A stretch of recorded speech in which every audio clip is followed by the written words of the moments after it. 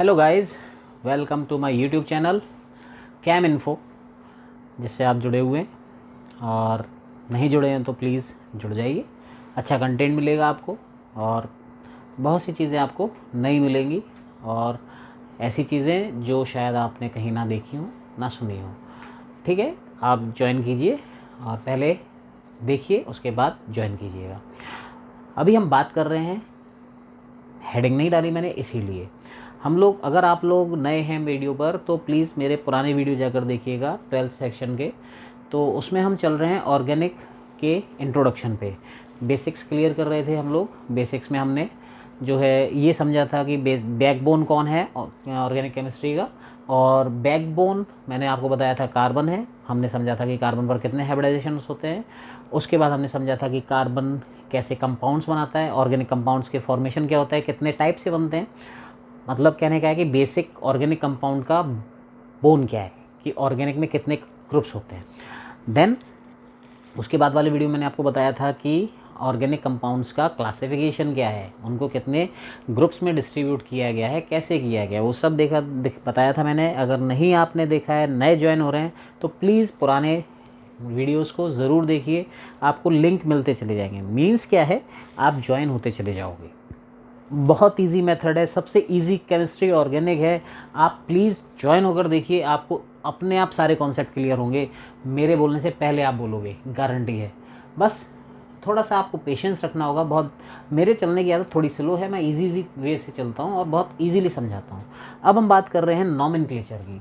जैसे मैंने बताया था कि थोड़ा सा हमको पीछे जाना पड़ेगा और कुछ बातें हमको समझनी पड़ेंगी। जैसे कि मैंने बताया था हाइब्रिडाइजेशन, जल्दी जल्दी थोड़ा सा रिकॉल करते हैं। हाइब्रिडाइजेशन के बारे में मैंने बताया था कि carbon contains 3 type of hybridisation. One is sp3, second is sp2 and third is sp। और ये कैसे पता करेंगे कि कार्बन पे कौन सा हाइब्रिडाइजेशन है? If carbon consist of all 4 different groups और all 4 single kind of atoms, यानी किस कार्बन की 4 वैलेंसीज, ये बेसिक है। ऑर्गेनिक का बेसिक है, कार्बन की 4 वैलेंसीज होंगी। अगर 4 वैलेंसीज पर 4 डिफरेंट ग्रुप्स ज्वाइन है, that is sp3। 4 similar kinds के भी हैं तो भी, 4 सिमिलर काइंड्स के भी हो, 4 होने चाहिए। 4 बॉन्ड्स अगर फ्री मतलब सेटिस्फाइड है, then it contains sp3। If carbon contains double bond with itself और विद अदर एटम्स, किसी भी एटम के साथ अगर कार्बन डबल बॉन्ड क्रिएट करता है, then it will consist of sp2 hybridisation. Then if carbon consists of triple bond with itself or with other atoms, then it consists of sp hybridization। ये सबसे basic फंडा है, कहीं भी काम आएगा। आप कभी भी अप्लाई कर लेना इसको, हर जगह ये बिल्कुल फिक्स रहेगा।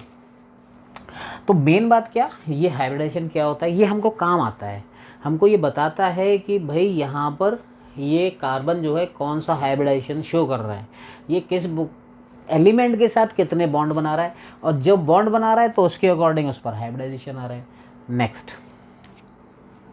sp3 हाइब्रिडाइजेशन है, इसकी स्ट्रक्चर फिक्स होती है, इनकी स्ट्रक्चर्स भी फिक्स है। इन हाइब्रिडाइज्ड कार्बन की स्ट्रक्चर फिक्स है। इसकी स्ट्रक्चर जो होती है वो होती है टेट्राहेड्रल।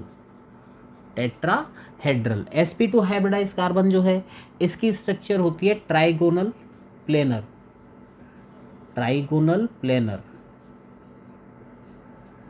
इसकी स्ट्रक्चर जो होती है वो होती है लिनियर। अगर हम बात करें तो हिंदी में इसको बोलते हैं चतुष्फलकीय। एक्चुअली ये दोनों टाइप साइड्स के बच्चों के लिए कंबाइंड बनाते हैं। हिंदी मीडियम वाले भी इसको लाइक कर सकते हैं। तो ट्राइगोनल प्लेनर मतलब क्या होता है कि त्रिकोणीय या त्रिभुजीय, समतलीय। और लिनियर मतलब होता है रेखीय। इनकी जो हम स्ट्रक्चर्स हैं वो भी ड्रॉ कर सकते हैं टेट्राहेड्रल में इस तरीके से, जस्ट लाइक अ ट्राइपॉड स्टैंड। कैसे ट्राइपॉड स्टैंड, कि ये ट्राइपॉड है, दिखाई दे रहा है सिंगल, जो ये लाइंस दिख रही हैं हमको, ठीक, ये लाइंस ट्राइपॉड की है। और ये इनके ऊपर तीनों ज्वाइन हो रही हैं यहाँ पर। एक्चुअली जो ये इसको टेट्राहेड्रल क्यों कह रहे हैं? टेट्राहेड्रल का मीन्स अगर हिंदी में देखें चतुष्फलकीय। चतुष का मतलब होता है चार, फलक मतलब सरफेस। एक्चुअली ये चार सरफेस कैसे क्रिएट करता है मैं बताता हूँ आपको। ये इस तरीके से अगर आप देखो इनकी जो वैलेंसीज हैं, अब इसको हम ए बी एक्स वाई मान लेते हैं। अब ये यहाँ पर ज्वाइन हो रखी हैं, ठीक। अब देखो नीचे एक बेस बन गया, ट्रायंगुलर बेस बन गया, नहीं बन गया? अब ट्रायंगुलर बेस बन गया, अब इस वैलेंसी को यहाँ से ज्वाइन कर दिया। इमेजिनरी लाइन से ज्वाइन करते हैं, होता नहीं है, ज्वाइन करते हैं। ऐसे ही इसको हमने x, इस लाइन को हमने x से ज्वाइन कर दिया और इसको हमने किससे ज्वाइन कर दिया? y से। अब आप अपने आप देखो यहाँ आपको एक पिरामिड सा बनता हुआ दिखेगा और वो 4 सरफेस का होगा। नहीं समझ में आ रहा? ऐसे देख लो, ये जो 3 स्टैंड, ट्राइपॉड स्टैंड रखा हुआ है, तो एक सरफेस हो गया, ट्राइगोनल सरफेस हो गया कि नहीं हो गया? Single surface. अब एक सरफेस ये हो गई, सेकंड सरफेस, थर्ड सरफेस ये हो गई और फोर्थ सरफेस ये हो गई। भाई इसमें कार्बन कहाँ है? सर जी कार्बन तो बताओ। भाई बता रहा हूँ, टेंशन मत लो। ये मैं केवल ये जो आउटलाइंस ड्रॉ करिए ना, मैं उनको ज्वाइन करके बता रहा हूँ। कार्बन तो यहाँ बीच में कहीं लटका हुआ है, सिंगल वैलेंसी ऊपर, सेकंड, थर्ड, फोर्थ, 4 वैलेंसी हो गई। इस तरीके से क्या बनाता है? टेट्राहेड्रल स्ट्रक्चर बनाता है। कौन सा कार्बन बनाता है? sp3 हाइब्रिडाइज कार्बन बनाता है। और यहाँ हर वैलेंसी के बीच में जो बॉन्ड एंगल होता है 109.5 डिग्री होता है। फिक्स है, 100% फिक्स है कि अगर टेट्राहेड्रल स्ट्रक्चर है, चारों वैलेंसीज फ्री हैं, sp3 हाइब्रिडाइज है, बॉन्ड एंगल 100% 109.5 डिग्री होगा, confirm. Then second one is trigonal planar. Actually यहाँ पर sp2 हाइब्रिडाइजेशन है और sp2 हाइब्रिडाइजेशन में ट्राइगोनल प्लेनर स्ट्रक्चर है। ये कैसी होती है? अरे यार हिंदी में ट्राइगोनल मतलब ट्राइंगल बनेगा, प्लेनर मतलब क्या है? एक प्लेन में होंगे। प्लेन मतलब वो वाला प्लेन नहीं, प्लेन मतलब सरफेस, बिल्कुल समतल, दैट प्लेन। एक प्लेन होता है वो वाला नहीं। यहाँ पर बात करते हैं sp2 हाइब्रिडाइज कार्बन की, जो आपको यहाँ दिखाई दे रहा है इस तरीके से डबल बॉन्डेड है या नहीं। अब भाई साहब डबल बॉन्डेड हैं, पर बात क्या कि ये वैलेंसी कितनी होती है कार्बन की? 4 होती है। 4 वैलेंसी होती है, मतलब क्या है? 4 वैलेंसी है, इसका मतलब है ये 4 बॉन्ड बनाएगा। लेकिन भाई साहब एक बॉन्ड तो डबल बॉन्ड बना रहे हैं, 2 बॉन्ड एक साथ बना रहे हैं, किसी भी एटम के साथ बना सकते हैं, सेल्फ एटम के साथ या अदर एटम के साथ। कितने बॉन्ड बचे? 4 बना रहे हैं तो कितने बचे? 2 बचे ना यार। 2 बना दो, सिंगल बॉन्ड बन गए, नहीं बन गए? अब ये bond angle,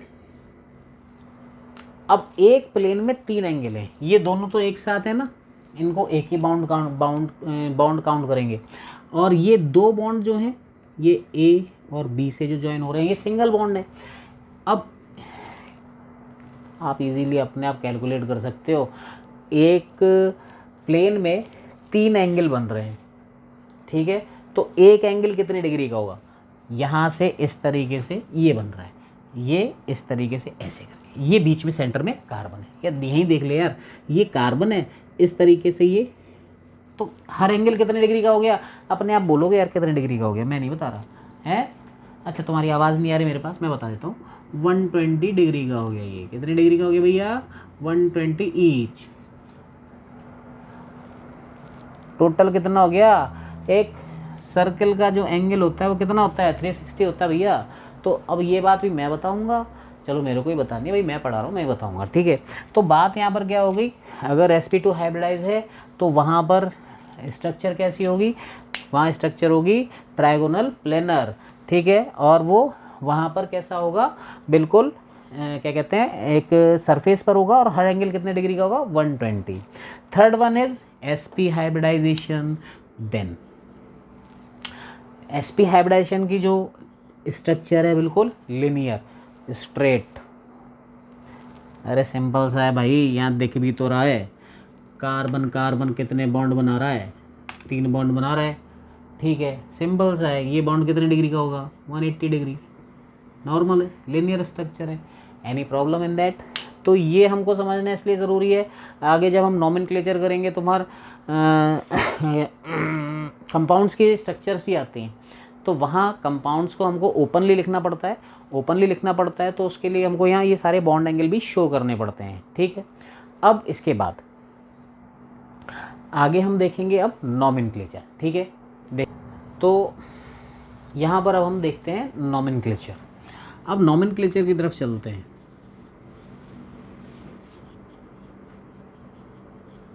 nomenclature of organic compounds, ठीक है। अब इसका नॉमेनक्लेचर देखते हैं। तो नॉमेनक्लेचर देखें अगर इसका, तो नॉमेनक्लेचर के लिए सिंपल सी बात पता होनी चाहिए हमको। क्या पता होना चाहिए कि नॉमेनक्लेचर के रूल्स क्या हैं। कोई भी मतलब ऑर्गेनिक में सबसे इजी यही है, और ये अगर आ जाता है तो आगे की ऑलमोस्ट हर चैप्टर में हमारे 30% काम इजी हो जाते हैं। बाकी रह जाती हैं रिएक्शंस, और रिएक्शंस अगर समझ में आ जाती हैं तो आगे का 70% काम वो रिएक्शंस कर देती हैं। पहले हमको ये समझना है, ये समझना है तो बेसिक होना बहुत ज़रूरी है। तो नॉमेनक्लेचर में सबसे पहला सबसे सिंपल रूल, 2 रूल हमेशा याद रखो नॉमेनक्लेचर के लिए, कि कोई भी कंपाउंड है, अब वो मैंने बताया था कंपाउंड वो लिनियर चेन में भी हो सकता है, वो चेन ब्रांचिंग में भी हो सकती है, और वो साइक्लिक चेन भी हो सकती है।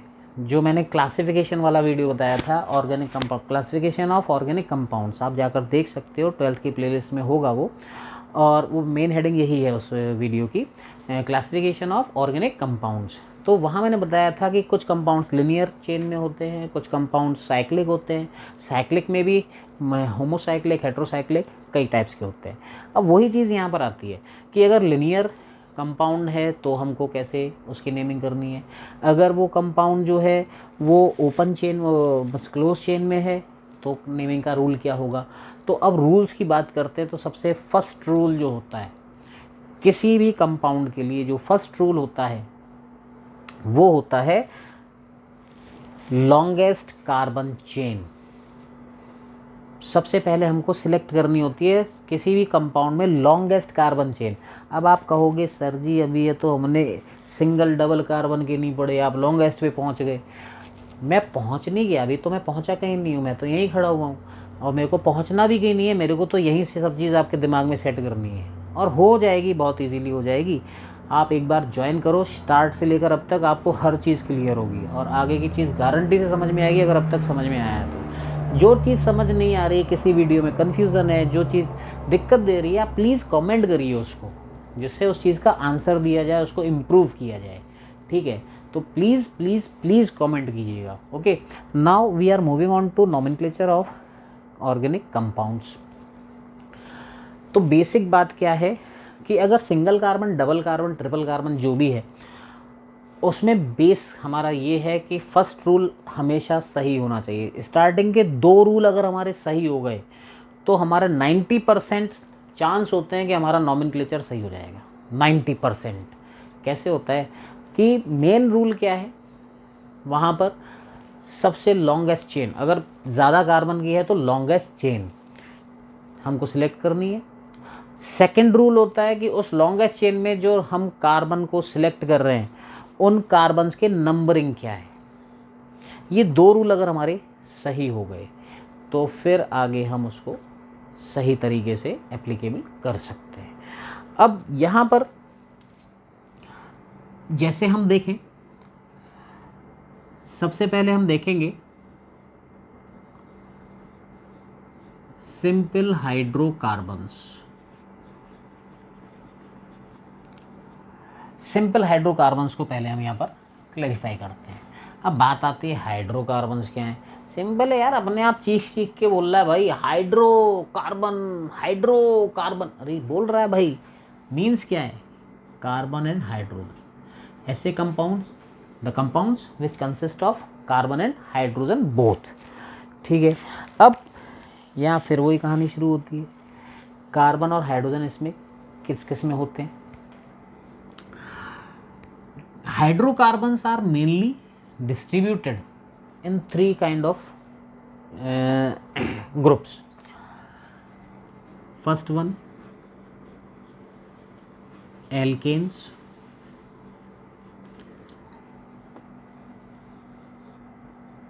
Second one, alkenes. On third one, alkynes. अब यहाँ पर हम थोड़ा इसको डिफ्रेंशिएट करते हैं। जो यहाँ पर डिफरेंस क्रिएट करेगा उसको अलग टाइप से शो करते हैं। जैसे यहाँ पर हम देखें,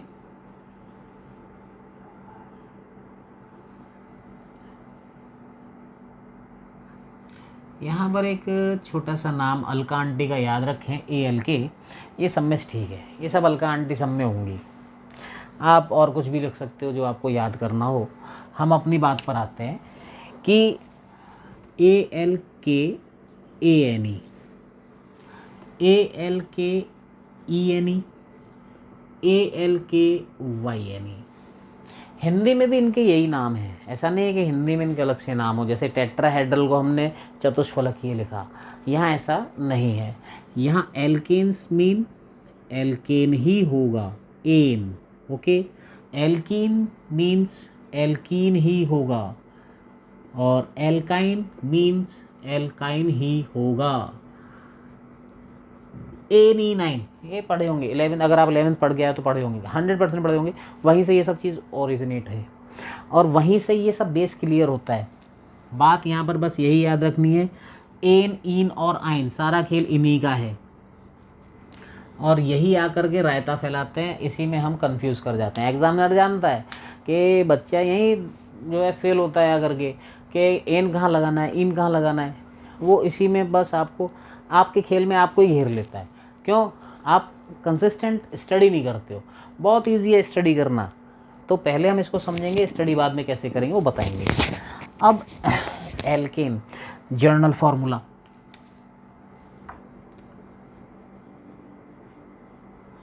जर्नल फार्मूला ऑफ एल्केन क्या होता है?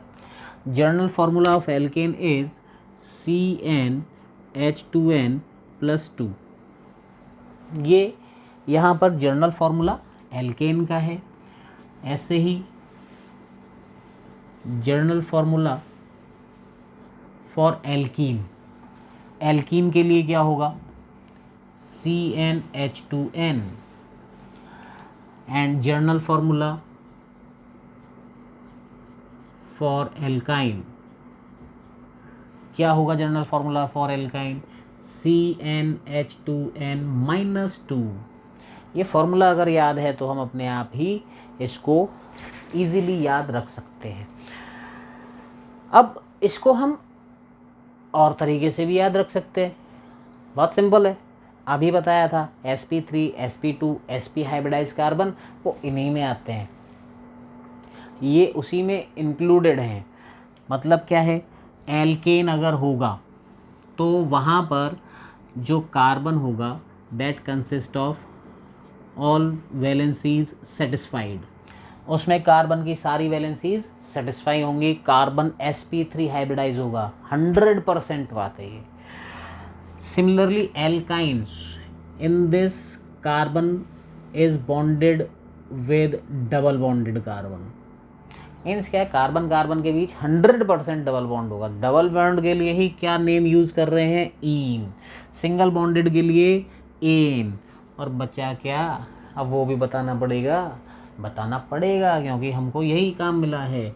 यहाँ पर कार्बन कार्बन में कौन सा बॉन्ड होगा? बताओ भाई, आवाज़ नहीं आई, ज़ोर से बोलो। नहीं, वो वाली नहीं, वो बात की बात है। ये यहाँ पर क्या हुआ? C triple bond C। C triple bond C मतलब क्या है? कार्बन कार्बन के बीच में कौन सा बॉन्ड हो गया? कार्बन कार्बन के बीच में हो गया ट्रिपल बॉन्ड, जो किसको शो करेगा? आइन को। क्लियर है इतनी बात?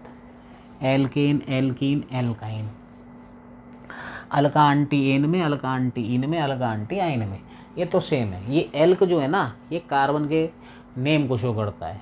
अब अगर उसमें सारे बॉन्ड सिंगल बॉन्ड है तो एन इंक्लूड हो जाएगा, डबल बॉन्ड है इन इंक्लूड हो जाएगा, ट्रिपल बॉन्ड है आइन इंक्लूड हो जाएगा। अब दिमाग ये कहता है कि भाई यहाँ तो चलो आप कह रहे हो सिंगल बॉन्ड है, कार्बन कार्बन सिंगल बॉन्ड से जुड़ा रहेगा। अब यहाँ अगर इन आएगा तो क्या हर कार्बन पे डबल बॉन्ड होगा? ऐसा नहीं कहा जा रहा। इसका मतलब ये है कि यहाँ पर जो चेन होगी, अगर डबल 2 कार्बन है तो ऑब्वियस सी बात है दोनों के बीच में डबल बॉन्ड होगा। 2 से ज़्यादा कार्बन है तो किसी एक कार्बन, मिनिमम किसी एक कार्बन पर डबल बॉन्ड होगा, ज़्यादा भी हो सकते हैं। ये डिपेंड करता है केमिकल कंपाउंड की प्रॉपर्टी पर। वो आगे और चलेंगे, धीमे धीमे चलेंगे, बहुत जल्दी चलने की ज़रूरत नहीं है। हम बोर्ड तक आते आते पूरी ऑर्गेनिक कंप्लीट कर लेंगे, इनऑर्गेनिक में भी आ जाएंगे, कोई टेंशन नहीं। स्टार्ट धीमे लो, लेकिन अगर बेस क्लियर हो जाएगा ना तो मूवमेंट अपने आप करोगे, आप आगे आगे बोलोगे, ये गारंटी है। बस वीकनेस क्या है ना, आप जो इसमें कमियां हैं ना आप उनको कमेंट करिए, कमेंट ज़रूर कीजिएगा, जिससे वीडियो और इम्प्रूव हो जाएगा। गलतियां सबसे होती हैं, अगर आपको कुछ लगता है तो आप उसको बताइए ज़रूर, और लाइक भी ज़रूर कीजिए, शेयर कीजिए और सब्सक्राइब कीजिए। आपको बहुत कुछ कंटेंट मिलेगा आगे इसमें। देन अब फॉलो करते हैं इसको आगे। अब यहाँ पर बात आती है कि n इक्वल टू अगर हम 1 रखें यहाँ पर, तो यहाँ फार्मूला बनता है CH4, यहाँ फार्मूला बनता है CH2, यहाँ बनता है CH। ये एप्लीकेबल नहीं है। क्यों नहीं है भाई? भाई क्या बात है, यहाँ पर क्या बोला, एन में क्या आता है, जिसमें कार्बन की चारों वैलेंसीज सेटिस्फाइड हों। यहाँ दिखाई दे रही है कार्बन पर कितने हाइड्रोजन है, कितने हैं बोलो भाई? 4 है ना, दिख रहे हैं 4 एटम जुड़े हैं, तो चारों किससे जुड़े होंगे? तो ये सेटिस्फाइड है, ये वैलिड है। ये वैलिड क्यों नहीं भाई? भाई हाइड्रोजन की तो स्थिति देखो ना आप, हाइड्रोजन कितने बॉन्ड बनाएगा बेचारा? हाइड्रोजन पर तो इलेक्ट्रॉन ही एक होता है, पता है हमको। हाइड्रोजन 1s1 शो करता है, करता है नहीं भाई। अब बॉन्ड इलेक्ट्रॉन एक है तो बॉन्ड तो एक ही बनाएगा। अब यहाँ पर कार्बन को आप देखो, कार्बन को कितने बॉन्ड बनाने हैं? कार्बन को 4 बनाने हैं, पर बेचारे को हाइड्रोजन कितने दिए? हाइड्रोजन 2 ही दिए। अब बेचारा बाकी दोनों का क्या करे? अपने आपस में बॉन्ड बना ले यूँ करके, टिंग, ऐसे कोई बॉन्ड बनता है? बट तो इसीलिए ये एप्लीकेबल नहीं होता है। क्लियर है इतनी बात? सिमिलरली यार, जब ये एप्लीकेबल नहीं है तो यहाँ तो बेचारा अकेला हाइड्रोजन है, ये तो कैसे भी एप्लीकेबल नहीं है। ओके, बात समझ में आई क्या? ये इम्प्योर जो है स्पीसीज होती हैं जो बॉन्ड फॉर्मेशन में पार्टिसिपेट नहीं करते। तो मीन्स क्या है, एल्कीन और एल्काइन में n इक्वल टू 1 पर कोई कंपाउंड फॉर्म नहीं होता, इन पर कोई कंपाउंड फॉर्म नहीं होता। यहाँ ये कंपाउंड फॉर्म करता है और इसको हम नाम देते हैं मैथ। और मैथ में क्या जोड़ेंगे भाई? ANE, क्या नाम हो गया? मैथेन। ठीक है, अब यहाँ पर बात करते हैं n इक्वल टू 2 की। n इक्वल टू 2 रखेंगे इस फॉर्मूले में तो C2H6। अब इसको हम एक्सपेंड कर सकते हैं, मैंने बताया था दोनों कार्बन को सेपरेट लिख दो, अब दोनों को ज्वाइन कर दो एक सिंगल रॉड से। रॉड यार माइनस वन ऐसे नहीं होता, ये बॉन्ड होता है भाई। अब यहाँ पर इस तरीके से दोनों पर 3-3 हाइड्रोजन, इसका नाम क्या होता है? इसका नाम होता है एथेन। क्या नाम रखते हैं इसका? एथेन। मैथेन के बाद एथेन। अब यहाँ पर बात करते हैं तो यहाँ n इक्वल टू 2 लिखते हैं तो क्या बनता है? C2H4। ये बन सकता है। कैसे बन सकता है? 2 कार्बन लिख दिए हमने, दोनों के बीच में डबल बॉन्ड, क्योंकि क्या बन रहा है? ये एल्कीन बन रहा है। दोनों पर 2-2 हाइड्रोजन चिपका दो भैया, नाम क्या बनेगा? अब यहाँ पर क्या बनाया? एथ में क्या जोड़ा? एन। यहाँ एथ में क्या जोड़ें? अल्कांटी तो सब में है ना, तो अल्कांटी मतलब एथ यहाँ पर आ गया, एथ में क्या जोड़ देंगे? इन जोड़ देंगे। ठीक है, अब यहाँ पर देखो, यहाँ n इक्वल टू क्या होता है? यहाँ n इक्वल टू होता है कि जो 2 रखेंगे तो यहाँ बनता है C2H2। अब यहाँ पर C2H2 बना तो यहाँ पर भी बना सकते हैं भाई, 2 कार्बन लिखे। ये क्या कर दिया? ब्लू पेन से क्यों लिख दिया? 2 कार्बन लिख दिए, दोनों के बीच में ट्रिपल बॉन्ड लगा दिया, सिंपल सा है। कितने कितने हाइड्रोजन चिपकेंगे? ज्वाइन होंगे, सिंगल सिंगल हाइड्रोजन। नाम क्या होगा भैया? फिर वही बात है यार, वो भी मैं बताऊंगा। अब तो आपको समझ में आ गया होगा इसका नाम। यहाँ पर अल्कांट मतलब एथ लिखेंगे ETH, और क्या ज्वाइन कराएंगे YNE। अब यहाँ पर देखो आप, ये n के नंबर से चल रहे हैं, ठीक है। अब इसको हम आगे भी बढ़ाते हैं, n=3 लिखते हैं, ठीक है। कैसे लिखते हैं देखते हैं। अब देखिए यहाँ पर हम n=3 लिखते हैं। n=3 लिखेंगे, जनरल फार्मूले से आ जाएगा, वो मैंने साफ कर दिया है, C3H8, ठीक है, C3H8। तो यहाँ से अब इसको हम लिखेंगे तो 3 कार्बन की चेन, तीनों को बॉन्ड से ज्वाइन किया, कितने हाइड्रोजन है 8। अब यहाँ पर 8 कैसे डिस्ट्रीब्यूट होंगे, अरे बहुत सिंपल है यार, अभी कितनी बार बताऊँ, बेस क्या है, कार्बन कितने बॉन्ड बनाता है 4, यहाँ कितने बनाएगा 4, हर कार्बन के 4 बना लूँ, अपने आप आंसर आएगा, आप अपने आप बना के दोगे 2 मिनट में, 2 मिनट लगेंगे बना के दोगे आप। देखो भाई साहब की कितनी वैलेंसी ज्वाइन हो रखी है, सिंगल वैलेंसी ज्वाइन हो रखी है कार्बन से, कितनी फ्री रह गई, जब एक ज्वाइन है तो कितनी रह गई 3 रह गई ना, कितने हाइड्रोजन टेक देते हैं 3 हो गए। भाई साहब कितनी ज्वाइनिंग करके बैठे हैं, 2 ज्वाइनिंग करके बैठे हैं, कितने हाइड्रोजन आएंगे यहाँ पर 2 ही आएंगे, टोटल 4 हो गए, 3 और 2 5, कितने बचे 3, ले यार ख़त्म हो गया। बहुत ईजी है, बेसिक्स क्लियर होना, और सब पिछले वीडियोस में सब बेसिक्स ही क्लियर करके आ रहे हैं, अब तक तो आप अपने आप आगे आगे चल जाओगे। अब मैं यहाँ पर बोलूँ n=3 एल्कीन बनाओ, तो एल्कीन का फॉर्मूला बना दोगे C3H6, इसका स्ट्रक्चर भी बना दोगे, इसका नाम तो बताना भूल गए भाई साहब, इसका नाम एल्कांटी, मतलब नाम क्या होगा 3 कार्बन के लिए प्रोप में ज्वाइन करेंगे एन, तो प्रोपेन, ठीक है।